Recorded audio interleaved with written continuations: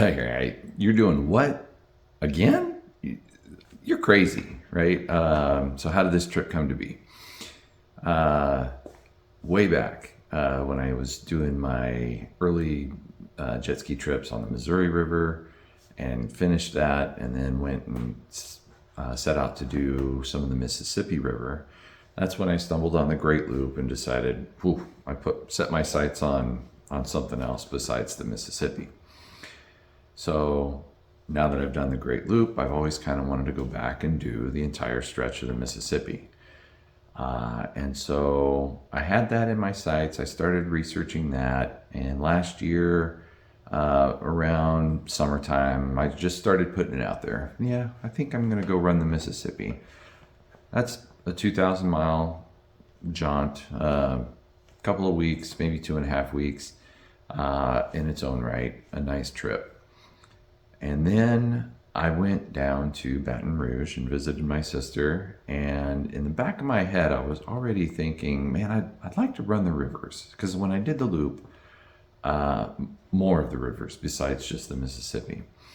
When I did the loop, I hit the Illinois, I did some of the Ohio, and certainly some of the Tennessee and the Tombigbee. And I enjoyed the rivers. I know it's a little muddy, and the marinas maybe are a little bit more sparse and things like that, but it's certainly calmer waters, and it's I enjoyed it. So in the back of my mind, it's like, man, if I ever did another big trip, I'd like to do more of the rivers.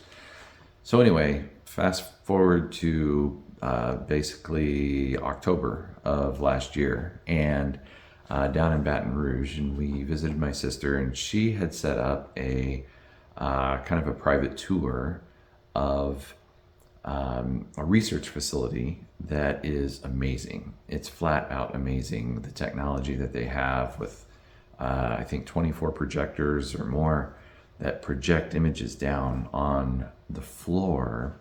And this is a living laboratory where they can model how the flows of the Mississippi River and the sediment that is carried by the river, and if they kind of open and close various waterways using dams and other means, they get to kind of decide where all of this sediment is being carried. Roaring southward for thousands of years, the river deposited sediments at its mouth to create the Mississippi Delta and start to form Louisiana's coastal landscape. And because the river is constantly changing course, new delta lobes formed across coastal Louisiana over thousands of years. So there's all kinds of research that's happening at this. But while I'm looking at this, both at the projected map and the model, but also some other maps on the wall, I'm thinking, there's a lot of tributaries. There's a lot of commercially navigable waters here. So went home, started researching all of the commercially navigable, when what that means is, think of like the barge traffic that you see on the rivers. Whenever you see that, those waters are typically dredged to at least 9 feet. And while the ski here, it only needs 3 feet, and you can get by in less water if you're ripping it. But it's just so much better when you're at 6 feet or 9 feet, because then you don't have to worry as much about hitting something submerged. So, and you can follow a chart, right? The channel is dredged, and you kind of know where you're supposed to be and where safe waters are.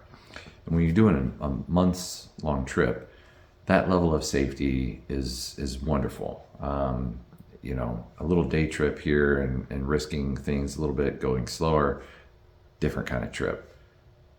So I did a whole bunch of research, put my spreadsheet hat on, went to town for several weeks, several months actually, putting together a route and figuring out marinas and destinations of where I could do all of the Army Corps of Engineer commercially navigable waterways of the Mississippi River and tributaries. And so that's kind of how the route came to be. It's like, okay, yeah, I wanted to run the Mississippi and wanted to run more of the rivers. Well, let's just run them all in one trip.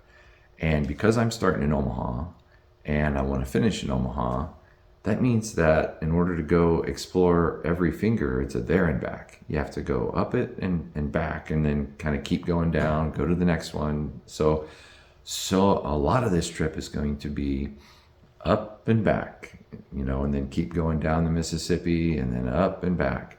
I am making a little bit of a loop out of it as we go from down to New Orleans and into the Gulf. We're going to circle around and go up the Mobile River and